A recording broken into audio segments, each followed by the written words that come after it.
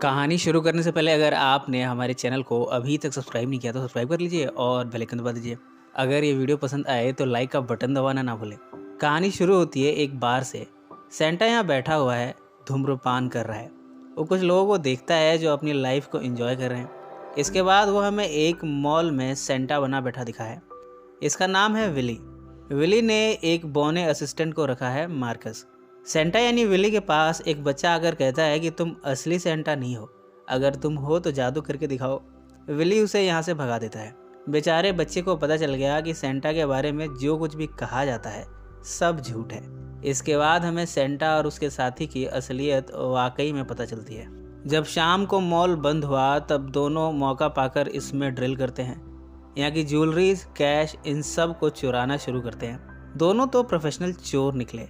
इनका हर साल का काम है, ये अलग अलग शहरों में जाते हैं, मॉल्स में सेंटा बनते हैं और मौका देखकर लाखों का माल अंदर कर लेते हैं। विली और मार्कस का साथ देती है मार्कस की वाइफ लुइस।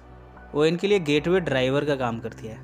इसके बाद हमें विली सेंटा के बारे में और भी कुछ पता चलता है। वो अल्कोहलिक तो है, पर उसके अंदर की काम वासना भी उफान पर है। वो भी अभी तक अपने अंदर की वासनाओं से मुक्त नहीं हुआ। वो जब भी लड़कियों को देखता है ऐसा लगता है उन्हें खा ही जाएगा। इस वजह से वो डेस्परेट भी रहता है। इस बार वो एक मॉल में सेंटा बनने आया है। तब एक स्त्री को जाते हुए घूर कर वो देखता है। यहाँ का मैनेजर विली और मार्कस को उनकी जगह बताता है जहाँ इन्हें सेंटा बनना है।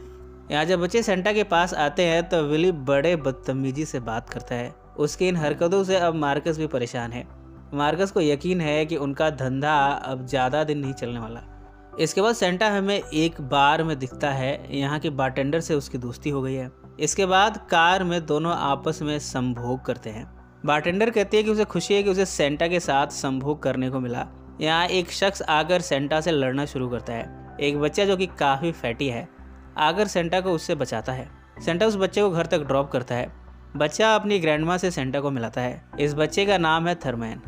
थर्मन की ग्रैंडमा जब सेंटा के लिए ड्रिंक लाने गई तब सेंटा थर्मन को बेवकूफ़ बनाकर यहाँ का माल चुरा लेता है। थर्मन कहता है कि उसकी माँ की डेथ हो चुकी है और उसके फादर रोजर पहाड़ों को एक्सप्लोर करते हैं, पर आजकल वो जेल में है। सेंटा को मौका मिला, उसने थर्मन को बेवकूफ़ बनाया और रोजर की BMW ले गया। मॉल का मैनेजर है बॉब। उसे इस बैड सेंटा पर शक है। इस बारे में वो चीफ सिक्योरिटी जिन को इन्फॉर्म करता है। बॉब कहता है कि ड्रेसिंग रूम में एक कपल संभोग कर रहा है। बॉब ने फिगर आउट कर लिया है कि इतनी ठरक तो सेंटा में ही हो सकती है। उसने इस बारे में जिन से बता दिया। जिन को भी शक है कि विली ही चोरियों को अंजाम देता है। वो भी अब इन सब की छानबीन करने को तैयार है। मार्कस विली की हरकतों से परेशान है। विली तो औरतों का शौकीन होता जा रहा है। उन्हें गेम्स खिलाने के बहाने उनके साथ अश्लील हरकतें करता है। लड़कियां भी इसे एंजॉय करती हैं। मार्कस विली को वॉर्न करता है। विली मार्कस को ही छीलने लगा है। वो कहता है कि तुम मुझे लेक्चर मत दो, अपने काम से मतलब रखो।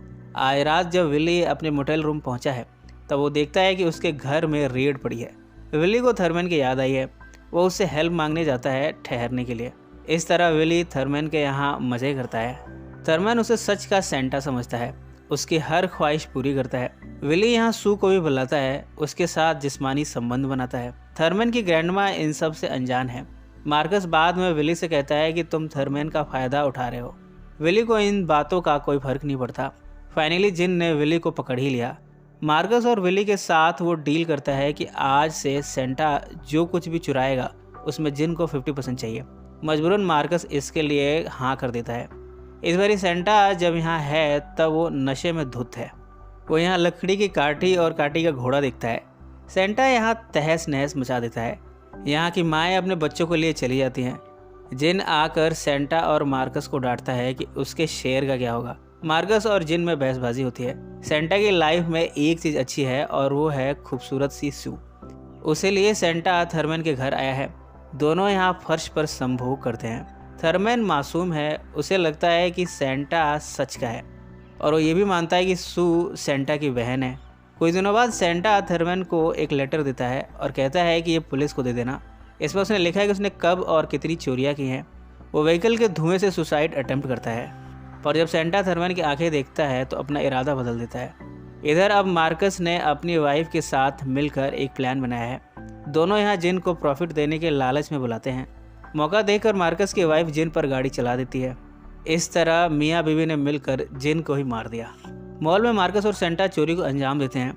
यहाँ मार्कस सेंटा पर गन तानते हुए कहता है कि उसने जिन को मार दिया है। अब वो सेंटा को भी ख़त्म करना चाहता है, जो कि पहले जैसा प्रोफेशनल नहीं रहा। हर काम में लापरवाही, भला ऐसे कैसे चलेगा। वो शूट करने ही वाला था कि पुलिस यहाँ आ गई। सेंटा भागता है। इन सब में काफ़ी गोलियाँ चलती हैं।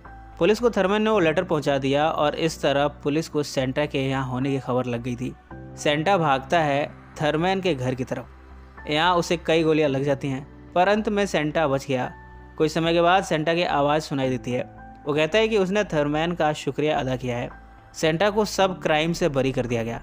एक निहत्थे सेंटा पर गोलियां चलाना, इस वजह से पुलिस की काफ़ी बदनामी हो सकती है, इसलिए उन्होंने इस मामले को बाहर नहीं आने दिया और उन्होंने सेंटा को सब चार्जेस से रिहा कर दिया। अब सेंटा पुलिस के लिए काम करता है, सेंसिटिविटी काउंसलर के तौर पर। सू को थर्मन और उसके घर की गार्डनशिप को दी गई है, तब तक के लिए जब तक कि थर्मन के फादर रोजर जेल से रिहा होकर नहीं आ जाते। मार्कस और उसकी वाइफ जेल में है जीन की हत्या के जुर्म में। इसी नोट पर यह फिल्म समाप्त हो जाती है। सो फ्रेंड्स, फिर मिलेंगे ज़िंदगी के किसी नए मोड़ पर।